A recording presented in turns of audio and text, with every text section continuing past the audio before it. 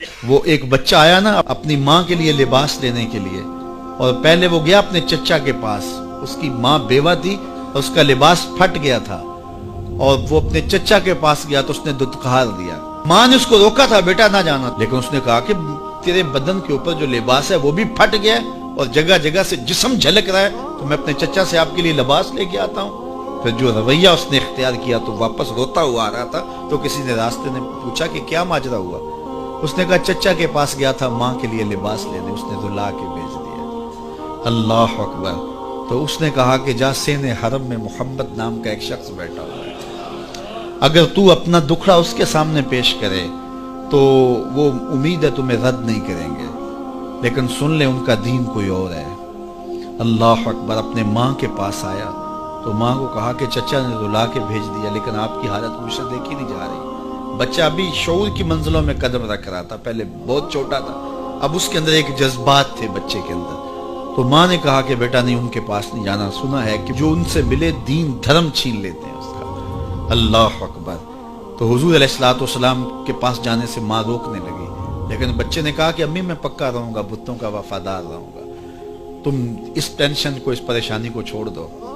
اور حضور کی خدمت میں حاضر ہوا. حضور صحن حرم میں چادر اوڑے بیٹھے ہوئے تھے، اور جا کے کہنے لگا میں پہلے بات آپ سے کر لیتا ہوں، آپ کا دین میں نے قبول نہیں کرنا.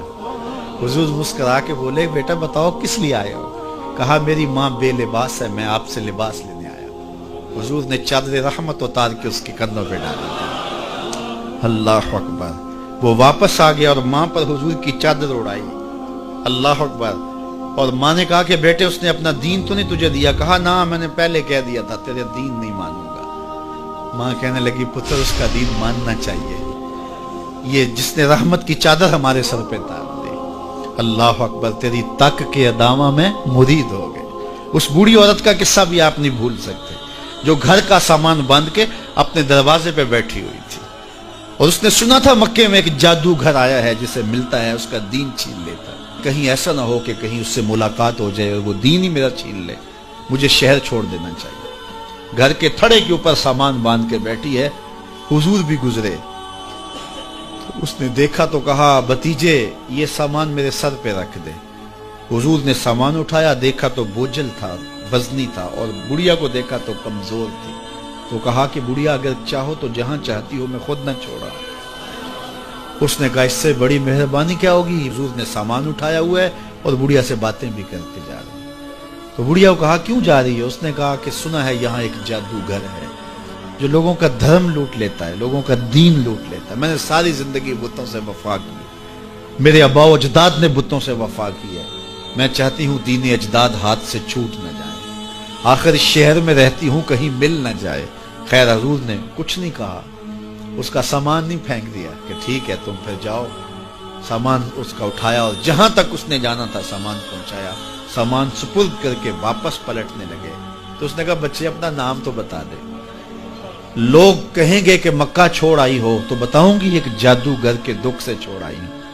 تو وہ کتنا برا بھلا کہیں گے شہر مکہ کو کہ جس مکہ سے لوگ نقل مکانی کرنے پہ مجبور ہو گئے. تو میں انہیں یہ بھی بتاؤں گی کہ جس مکے میں جادوگر رہتا ہے اتنا اچھا نوجوان بھی رہتا ہے، تو تیرا نام لیا کروں گی، تیرے قصیدے پڑھا کروں گی.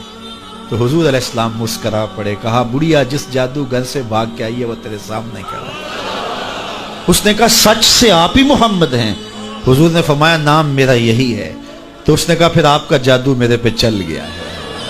اللہ اکبر. تیری تک کے ادامہ میں مرید ہو گئی. لوگوں کی خدمت کریں، بوڑھوں کے کام آئیں، دکھیوں کے کام آئیں، مصیبت زدہ کے کام آئیں. حضور یتیم ہو کے یتیم پرور تھے، لاچاروں کی مدد کرتے، لوگوں کے گھروں میں پانی بھر کے دے دیتے، اور دکھیوں کے کام آ جاتے اور مصیبت زدوں کے کام آ جاتے. تو حضور سے پیار کرنے والوں، امت میں آپس میں حسد نہ پھیلاؤ، بغض نہ کرو، نفرتوں کے پہاڑ کھڑے نہ کرو، ایک دوسرے سے پیار کرو، جڑو، امت وحدہ بنے، اور اپنے ماحول کو، اپنی معاشرت کو ایک خوبصورت معاشرت کا رنگ دو، اور اپنی زندگی کو حضور کے نام کر دو.